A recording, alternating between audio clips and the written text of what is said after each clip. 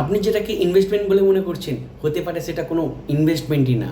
হ্যাঁ, আমি প্রসেনজিৎ দে, registered financial adviser, আপনাকে এই ভিডিওর মাধ্যমে ছোট্ট করে বুঝিয়ে দেব যে আপনি যেটা করেছেন সেটা অ্যাকচুয়াল কি ইনভেস্টমেন্ট, নাকি আপনার সেভিংস, না আপনার লাইবিলিটি।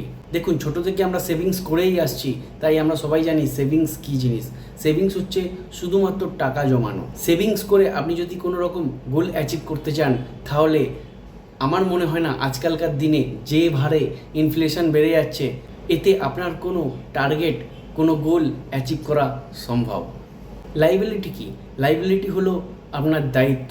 দায়িত্ব কি কি হতে পারে? যেমন আপনার দামি গাড়ি, দামি বাড়ি, এবং যেই জিনিসটা কেনার পরে আপনার পকেট থেকে আরও বেশি খরচা করায়, সেটিই হলো আপনার লাইবিলিটি, সেটিই আপনার দায়িত্ব। তো কমেন্ট করে অবশ্যই আমাকে জানাবেন আপনি কিসে খরচা করেন, আর আপনি যাতে যাতে খরচা করেছেন তার মধ্যে কতগুলি লাইবিলিটি আছে।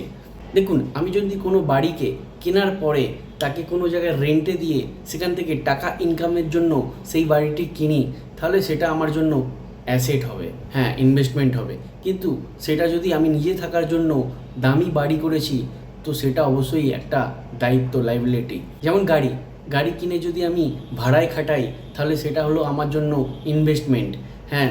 আর যদি আমি দামি গাড়ি কিনে সেই গাড়িতে নিজে চেপে অফিসে যাই, নিজে এনজয়মেন্ট করি, নিজের ফ্যামিলির সাথে এনজয়মেন্ট করি, তো সেটা অবশ্যই লাইবিলিটি হবে। তো এইভাবেই আপনাকে দেখতে হবে আপনি অ্যাকচুয়াল ইনভেস্টমেন্ট করেছেন, না লাইবিলিটি কিনেছেন, না সেভিংস করছেন।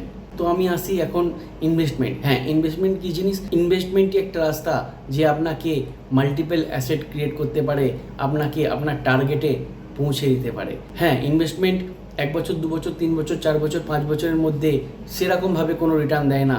অ্যাসেট ক্রিয়েট করতে গেলে আপনাকে ইনভেস্টমেন্ট করার পরে 15-20 বছর হতে পারে, লাগতে পারে আপনার ইনভেস্টমেন্ট থেকে রিটার্ন আসতে, কিন্তু তার বীজ আজকে আপনাকে বুনতে হবে। তবু আপনি আজ থেকে 15-20 বছর পরে গিয়ে বড় ওয়েলথ ক্রিয়েট করতে পারবেন। আমি যদি এই ভিডিওর মাধ্যমে আপনাকে ক্লিয়ার একটা ভিশন দিয়ে থাকি, তাহলে অবশ্যই একটা কমেন্ট করবেন এবং এই ভিডিওটি সবার সাথে শেয়ার করবেন।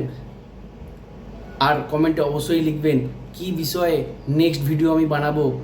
এতে আমার নিজের মোটিভেশান অনেকটাই বেড়ে যাবে।